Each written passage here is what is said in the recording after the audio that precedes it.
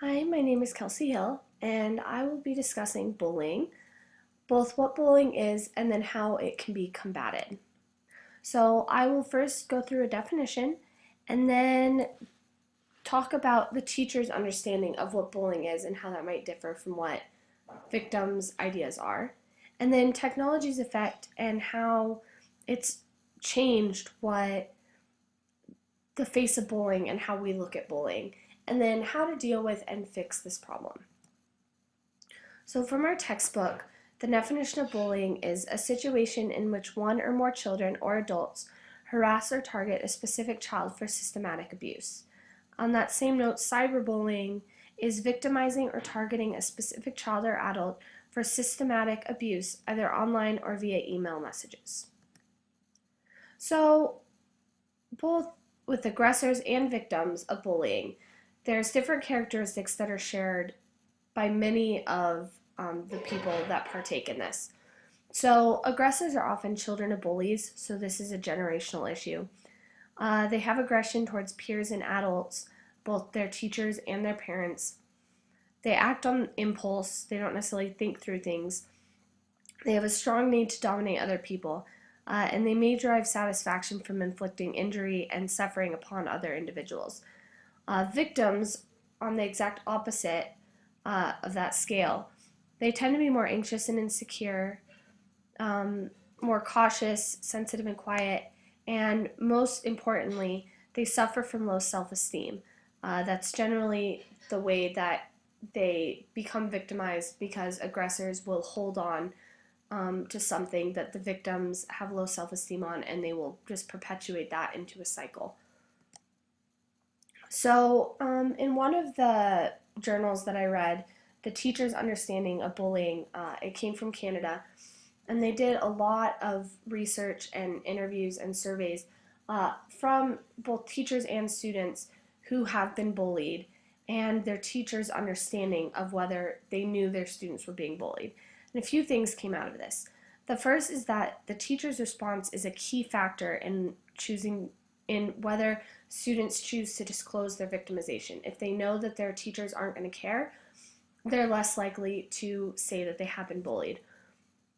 And another important thing is that teachers tend to consider physical aggression more serious and in need of intervention than just exclusion or verbal aggression. This goes later into my presentation when I talk about the need for teacher training to notice that exclusion and verbal aggression can indeed be forms of bullying. And then the other thing is the ambiguity of that, what is bullying, what isn't bullying, and then the teacher's own subjective responses are inherent in bullying. So whether teachers are able to combat bullying will depend whether it continues. So it's definitely a complex and confusing issue. Most teachers have a few things that they think of in their minds, whether the incident is considered serious, whether the child is considered responsible. So if a child is really obnoxious or loud or doesn't listen or picks fights or whatever it is, and there's something in their personality or their characteristics that the teacher doesn't like, they are less likely to help them, the victim, even if they are still being victimized. Whether the student matches assumptions about victim characteristics. So, like I went over earlier about the victim characteristics, if the student matches those, they're more likely to help. Also, whether the child feels empathy for the child who's, whether the teacher feels empathy for the child who's bullied.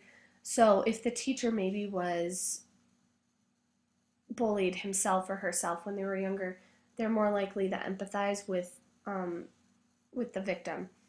And then the nature of the school environment. So the articles talked about bullying would be handled differently in a rural school in Wisconsin than it necessarily would be in an inner city school in New York or Chicago or LA, because just of the nature of the school and the way that the school is thought of and ran. So many adults consider bullying to be a normal part of growing up. We talked about this in class, and it was talked about in every article that I read. But that's not true. Students don't need to be bullied, don't need to be excluded in order to grow up. most educators have become desensitized to bullying, so they don't see that there's bullying going on. And then the biggest thing is that students who are victims and school officials have very different perceptions of the problem. So students who are bullied feel that they're being bullied, but school officials don't necessarily see that they are. Boys are much more physical, so punching, kicking, pushing, and girls are more verbal, so they're more subtle, and they use more indirect bullying. So that is a lot of what, that feeds into a lot of what we think of when we think of bullying. So technology has had a huge effect on the face of bullying and how we can deal with it as educators.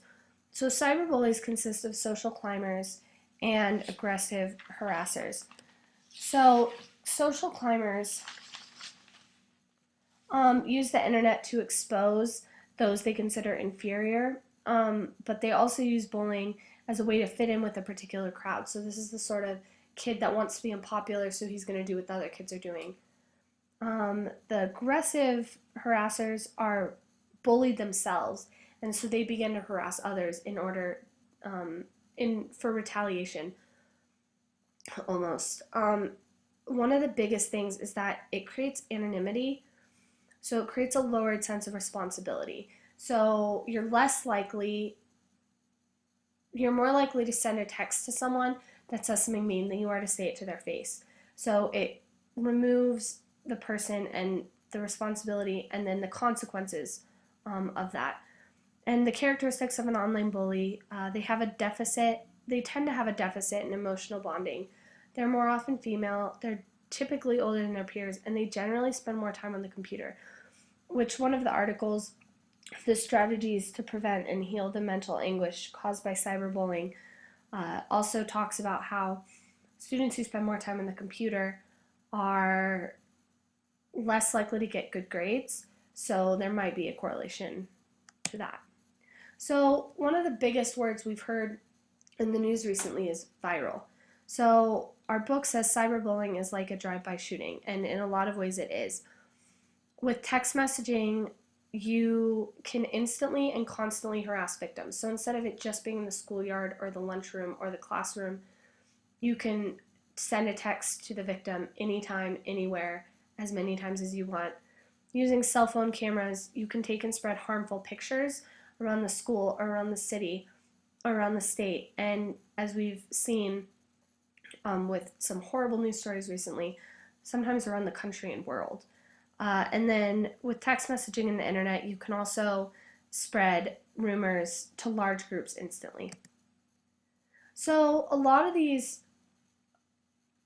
articles and the book talked about the need for programs to combat bullying. One of the big things was more training and awareness. It's completely necessary, especially for the bullying that isn't hitting or kicking. Most of the teachers that were interviewed said they didn't know how to deal with that. So all the programs called for tougher discipline, supervision, and investing in training for teachers. And then they also all talked about organizational change with specific goals, because a lot of the teachers didn't know where they worked within the system to combat bullying. So Daniel Oweus, sorry if I said that wrong, works in Norway, and he designed this Norwegian program to combat bullying, and it's done amazing things. 2 of my articles are actually on that. And so his main goal was to create a school environment characterized by warmth, positive interest, and involvement with adults, making sure to set firm limits on unacceptable behavior. So making sure that the students know that's unacceptable, this is what's going to happen. Consistently applying sanctions against bullying, so making sure that once bullying happens once, it won't keep happening. And then having adults act as authority figures. So this is just the overview of his core intervention program. This is also in the articles that I read. So then just some of the strategies for technology, a lot of bringing in other people, bringing in programs, bringing in parents, because these can happen a lot at home. So monitor student computer use, a lot of offer emotional support, Involving community and law enforcement personnel. So not just involving the school, involving everyone because this is a crime. And then assigning projects that encourage cooperation instead of competition. So the students can work together instead of working against each other. And that is my discussion on bullying. I hope that you all learned a lot because I learned a lot by doing this research and what as future teachers we can do to help combat this.